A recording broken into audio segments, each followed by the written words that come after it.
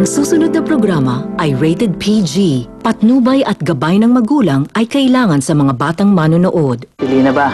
Siya pinoproblema mo, no? Mas mahalaga kasi sa kanya yung atensyon na binibigay ni Aling Greta. Pero kasi pagkakataon to, kailangan mong humingi ng tulong sa mga taong halaga kay Delina. Loko ka! Ikaw ang makakatulong sa akin kung paano makuha si Celestina kay Hugo. Kailangan natin magtulungan. Baka pag tayong dalawa pumigil sa kanya, makinig siya. Tutulungan kitang ilayo si Felina kay Aling Greta at kay Turco. Siguraduhin mong malinis ang trabaho mo para walang makakita sa'yo. Ano yun? May sumako sa likod ng bahay, gising na, ang laki-laki na ng apoy! Napangako ko, hanggat nabubuhay ako, walang mangyayari sa'yo. Pasensya ka na kung hindi ko kaya suklian yung nararamdaman mo para sa akin. Siguraduhin mo lang na tatangayin niyo si Celestina. Huwag kang mag-alala. Simula ngayon, iyong iyo si Hugo. Celestina, ba't ka nagkaganyan? Huwag kang mag-alala. Hindi na ako tayo iiwan. Ang ginagawa niyo dito? Alam mo ba pumusa si Aling Greta kay Rita Peralta? Pati yung tiyo mo. Alam ko. Saan ka papunta? Mag-uumpisa na yung laban. Uy, ako sa bahay, may sumunod daw eh. Ikaw lang bala dito kay Mel. Nakikiusap ako. Huli yung laban na to at pagkatapos hindi na ako lalaban ulit. Sige, sasalubungin ka namin sa ilalim ng fighting ring pagkatapos ng laban mo, ha? Pangako.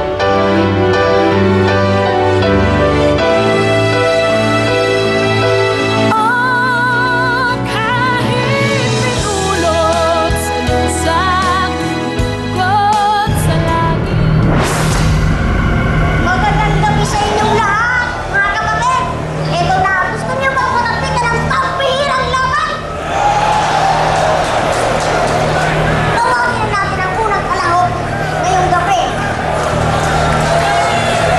Si Elena!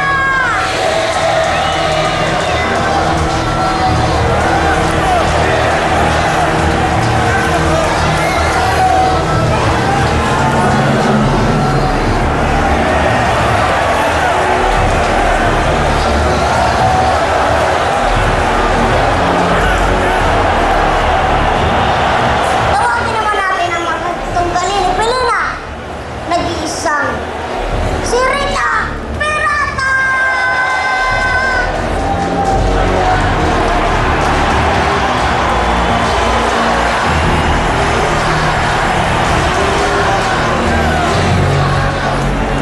Hello, Otto.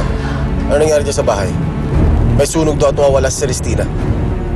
Boss, nalusutan nga ako eh. Sa tingin ko, yung bumbero nagpanggap. Yun na kumidnap kay Ma'am Celestina. Nakita may kidnapper? Hindi mo pinigilan? Yun nga, boss eh. Para naka-helmet eh. Tapos bigla na ako inundayan ng suntok. Tapos naunahan ako. Wala ka silbi. Kaya ka nandyan para bantay si Celestina. Sige na, mauwi na ako dyan. Boss.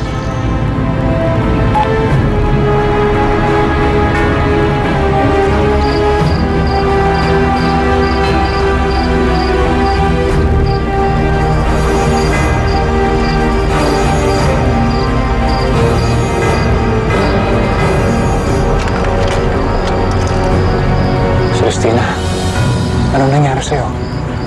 Anong ginawa nila sa'yo? Celestina.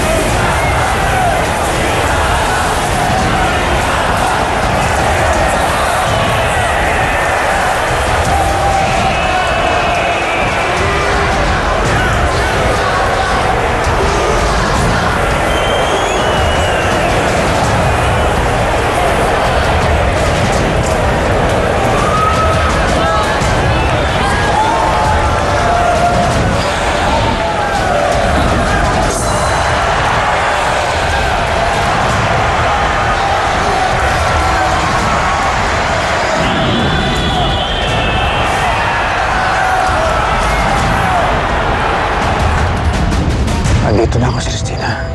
Huwag kang mag-alala. Di rin tayo magkakalayo pa kahit kailan. Aalagaan kita hanggang sa gumaling ka. Ipapagamot kita. Babayaran ni Hugo ang ginawa niya sa'yo. Babayaran niya.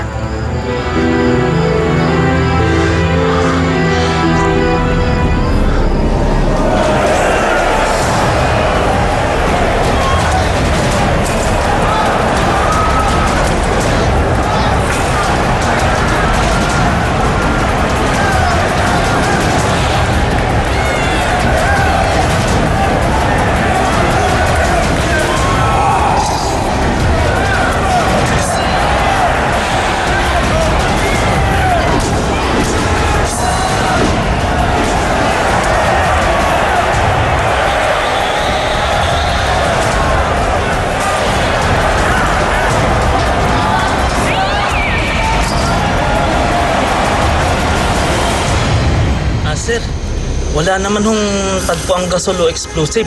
Malamang may naiwan lang po sigarilyo dyan. Imposible yan. Walang nangyayagarilyo dito. Sabtikan mo nga sa akin. Paano nakalusot yun? Boss, sa tingin ko may naghudas lang sa grupo natin. Sabihin mo, hindi mo ginagawa ang trabaho mo. Baka natutulog kayo o umiinom. Boss, hindi ho. Base sa investigasyon, sir, wala naman nakakilala sa suspect dahil nakasuot siya ng fire helmet. At ayon sa kasambahay nyo, hindi rin nakilala.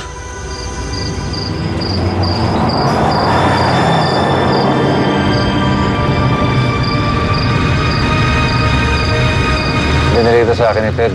Naseto to si Agatha. Pinalabas ni Hugo na ang kapatid mo ang nagpapatay sa akin.